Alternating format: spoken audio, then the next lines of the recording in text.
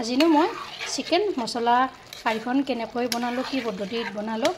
সম্পূৰ্ণ ভিডিঅ'টো চাওকচোন কেনেকৈ বনালোঁ আৰু ইয়াত কি কি ইনগ্ৰেডিয়েন্টছ দি দিছোঁ ইয়াক তেন্তে দেৰি নকৰি ইয়াৰ ভিডিঅ'টোৰ মাজলৈ যাওঁ আজি আকৌ এটা মাংসৰ ৰেচিপি লৈছোঁ আপোনালোকৰ মাজলৈ ইয়াৰ কাৰণে লৈছোঁ মই মাংস 500 গ্ৰাম আজি মাংস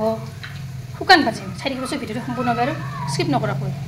অলৰেডি কেৰাহীটো গৰম হ'বলৈ দি দিছোঁ তাৰপিছত এয়া তেল দি দিছোঁ ইয়াত 200 গ্ৰাম মই তেল দি দিলোঁ তাৰপিছত পিঁয়াজখিনি এয়া দি দিছোঁ আজি মাংস শুকান ভাজি বনাম অকল পিঁয়াজ দি দিম পিঁয়াজখিনি মই নৰম হ'বলৈ দি দিম অলপ ৰংচঙীয়া কৰি লওঁ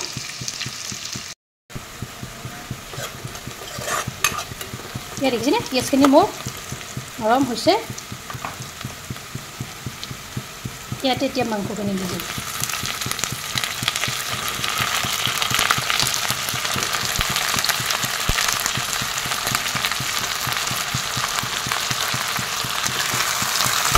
এনেকৈ অলপ কৰি লগাই যাম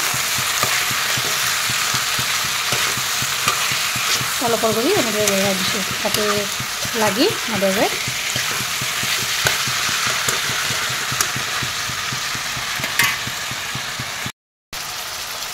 ইয়াতে এতিয়া দিম মই ইয়াত নিমখ এচামুচ দি দিছোঁ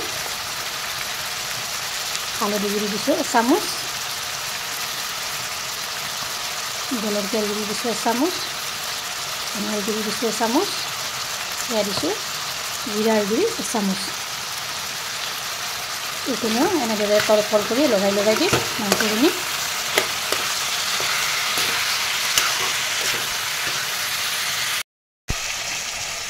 এইখিনি মই এনেদৰে তলপৰ কৰি লৰাই দি দিছোঁ তাৰপিছত এয়া দি দিছোঁ আদা নহৰু পেষ্ট এচামুচ এইখিনিও এনেদৰে লৰাই দিম তলপৰ কৰি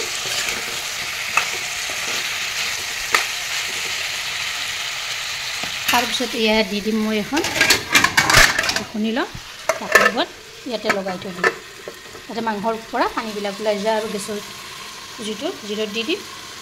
অলপ টাইম যোৱাৰ পিছত মই ঢাকনিখন গুচাই দিলোঁ এনেদৰে তলপৰ কৰি লগাই দিম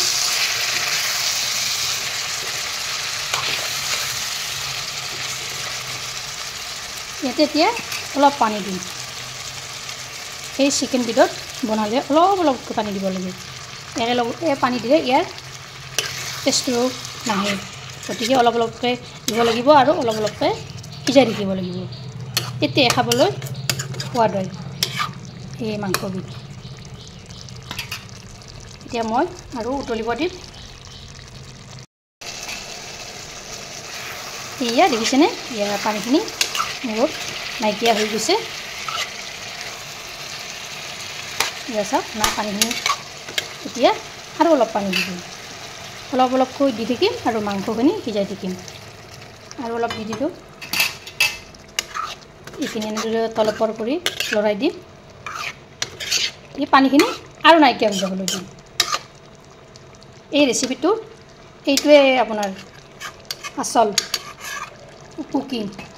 অলপকৈ পানী দি থাকিব লাগিব আৰু অলপকৈ ভাজি থাকিব লাগিব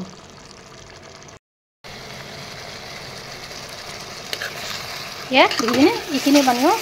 নাইকিয়া হৈ গৈছে এতিয়া ইয়াত অলপ পানী দি দিম ভালদৰে মই সিজিব দি দিম এয়া এইখিনি পানী দি দিছোঁ এনেদৰে এফালৰ পৰা তলপৰ কৰি লৰাই দিছোঁ এতিয়া উতলিব দিম পানীখিনি সম্পূৰ্ণ যেতিয়ালৈকে শেষ হৈ নাযায় আৰু এটা ইনগ্ৰেডিয়েন্টছ দিম দিয়ক চাই থাকিব ভিডিঅ'টো শেষলৈকে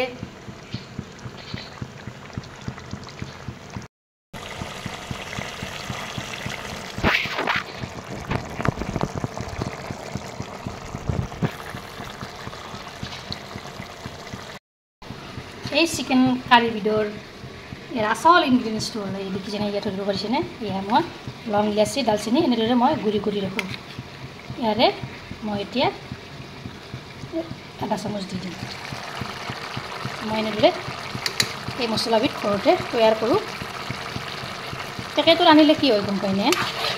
সিমান এটা চেণ্টটো নাহে গতিকে মই এনেদৰে গোটাটো ৰাখি মিক্সিত মাৰি থৈ দিওঁ খাবলৈ যে ইমান সোৱাদ হয় নহয় তেতিয়া ভালদৰে উতলিব দিম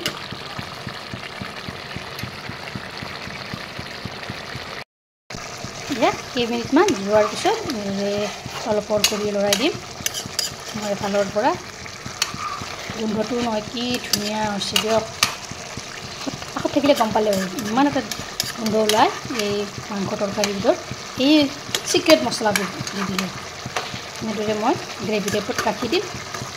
ভাতৰ লগত খাব পাৰে নতুবা ৰুটিৰ লগতো এই মাংস তৰকাৰীবিধ খুবেই ভাল লাগে এয়া হৈ গ'ল মই নমাই থৈ দিলোঁ এইখিনিতে যদি ভিডিঅ'টো আপোনালোকে ভাল পালে তেনেহ'লে এটা লাইক কৰিব শ্বেয়াৰ কৰিব কমেণ্ট কৰিব আৰু মোৰ চেনেলত যদি নতুনকৈ আছে চেনেলটো ছাবস্ক্ৰাইব কৰিবলৈ নাপাহৰিব আৰু ফেচবুক পেজতো ফ'ল' কৰি দিব ধন্যবাদ জয় আই অসম